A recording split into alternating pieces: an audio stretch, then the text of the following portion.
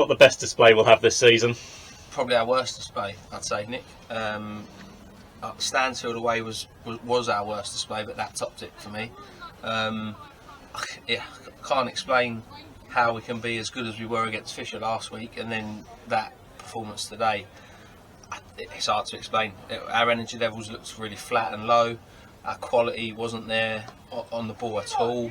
We didn't win any second balls like anywhere. So normally we moan about second balls perhaps in the middle of the park, but even when we were launching long throws into the box from Callum, we weren't winning anything. Like that was first balls and second balls, probably third, fourth, and fifth as well. It was just that bad. From I don't know, it's a desire thing, isn't it, to maybe want to try and win those types of balls across the pitch. But yeah, it was just a really poor performance, and really frustrating given how good we were last week.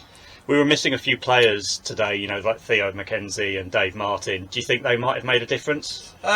Yes and no. I think Theo definitely makes a difference whether he's playing at right back or higher up the pitch. He's obviously got bags of pace and can make things happen.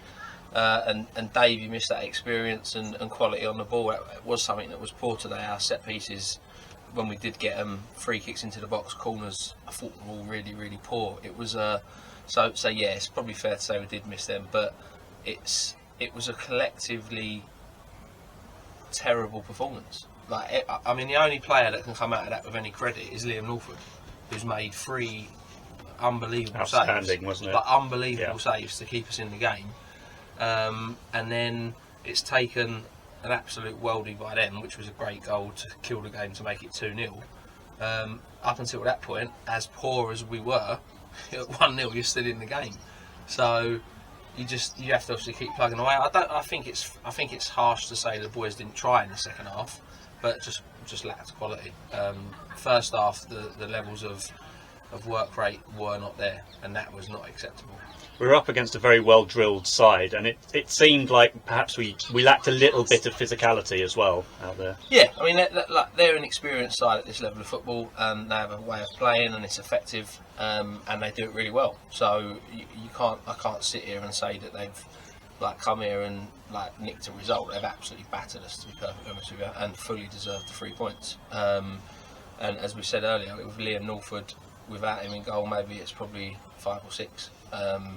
So I've got no complaints there. But yeah, they are a physical side, but they get the ball forward quickly. And when that second ball drops, or if they'll win a lot of first balls, to be fair, they're the first to react to it, and then they've got quality in that area, and that's what makes a difference.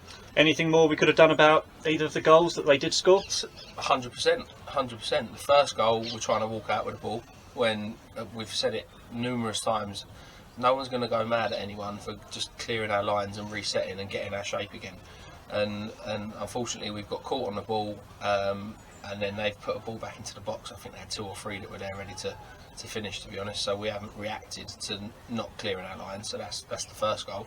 And the second goal, we've just said it to VJ in there. He did everything right. First of all, he's got nice and tight to the left winger, and then for some reason he backs off and lets him get enough space to get a shot away. And then, to be fair, what a shot! It was incredible, wasn't it? It's a great strike. So, but if you want to look at it from a defensive perspective, he should not be allowed that amount of space to get that shot off.